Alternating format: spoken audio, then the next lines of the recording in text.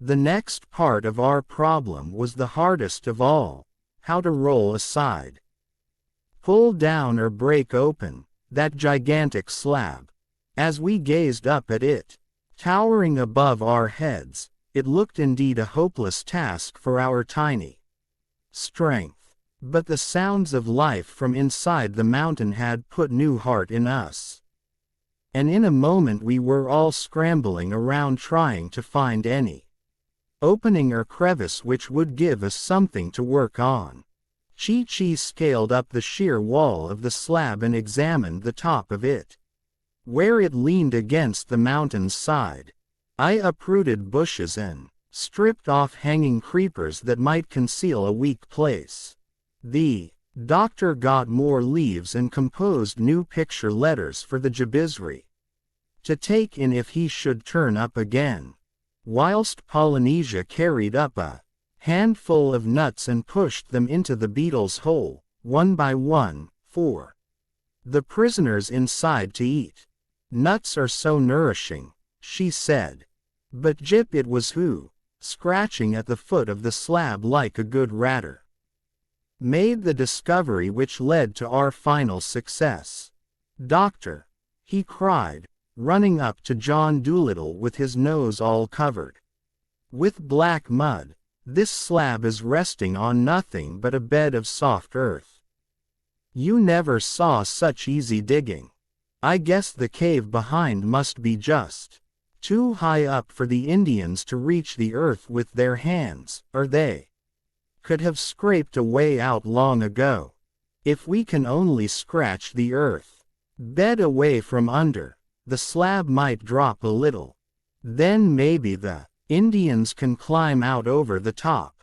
The doctor hurried to examine the place where Jip had dug. "Why, yes," he said, "if we can get the earth away from under this front edge, the slab is standing up so straight, we might even make it fall right down in this direction. It's well worth trying. Let's get at it, quick."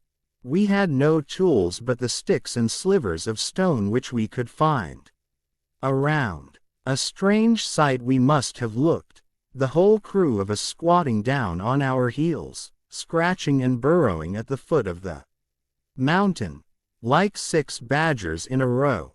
After about an hour, during which in spite of the cold the sweat fell from our foreheads in all directions, the doctor said, "Be ready to jump from under, clear out of the way, if she shows signs of moving.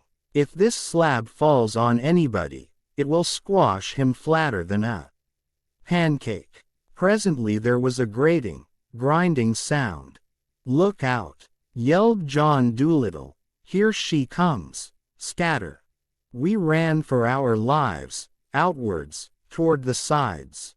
The big rock slid gently down, about a foot, into the trough which we had made beneath it. For a moment I was disappointed, for like that, it was as hopeless as before. No signs of a cave mouth showing above it. But as I looked upward, I saw the top coming very slowly away from the mountainside. We had unbalanced it below. As it moved apart from the face of the mountain, sounds of human voices, crying gladly in a strange tongue, issued from behind. Faster and faster the top swung forward, downward. Then, with a roaring crash which shook the whole mountain range beneath our feet, it struck the earth and cracked in halves. How can I describe to any one that first meeting between the two greatest naturalists the world ever knew, Long Arrow, the son of Golden Arrow, and John Dolittle, M.D., of Puddleby on the Marsh? The scene rises before me now, plain and clear in every detail, though it took place so many, many years ago. But when I come to write of it, words seem such poor things with which to tell you of that great occasion. I know that the doctor, whose life was surely full enough of big happenings, always counted the setting free of the Indian scientist as the greatest thing he ever did. For my part, knowing how much this meeting must mean to him, I was on pins and needles of expectation and curiosity as the great stone finally thundered down at our feet and we gazed across it to see what lay behind.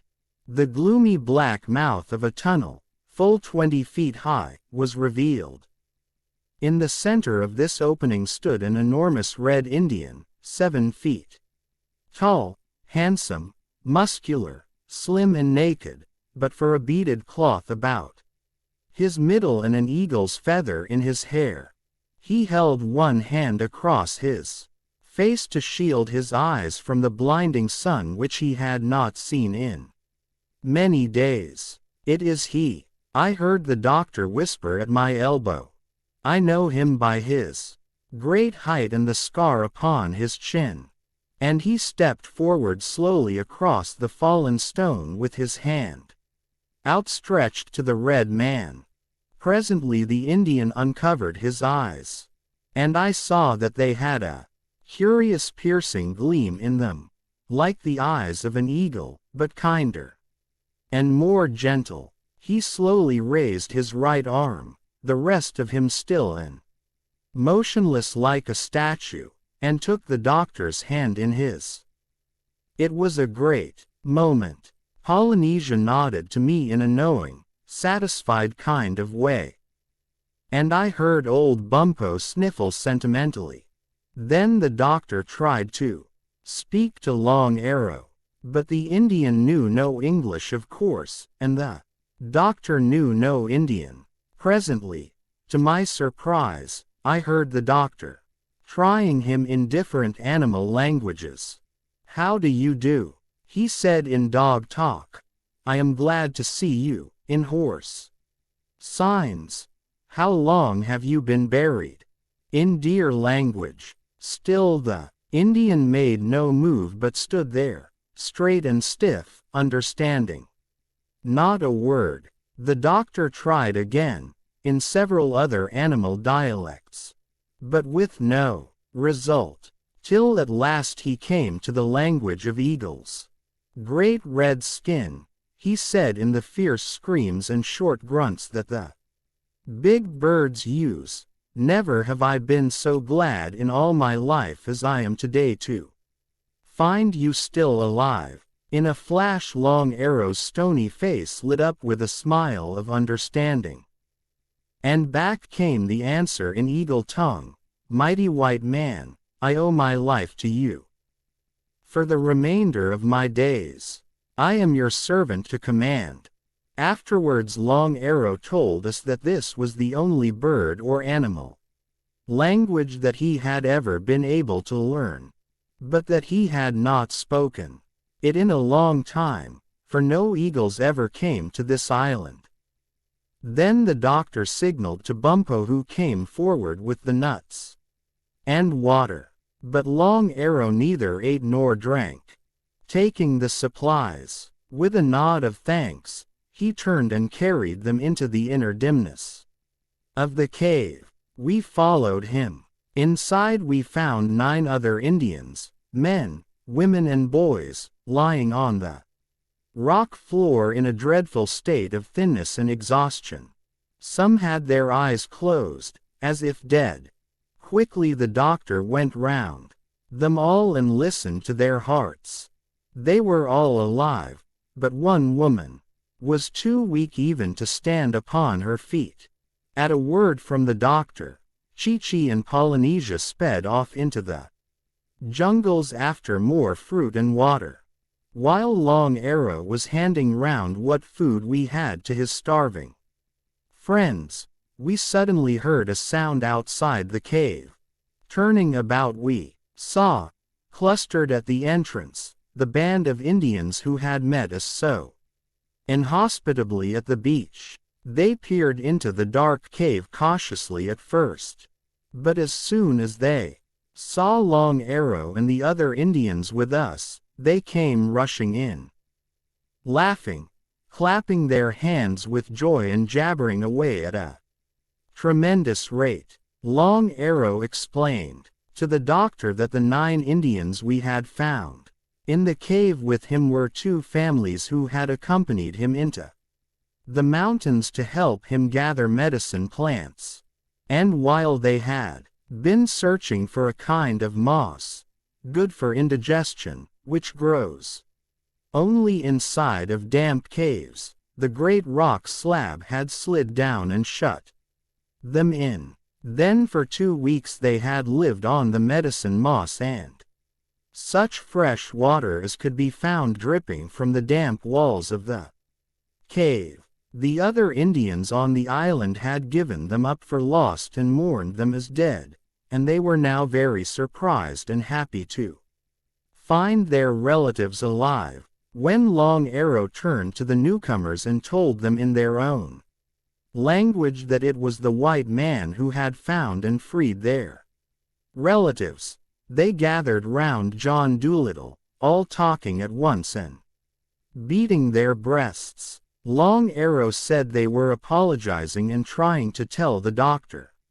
how sorry they were that they had seemed unfriendly to him at the beach. They had never seen a white man before and had really been afraid of him, especially when they saw him conversing with the porpoises. They had thought he was the devil, they said.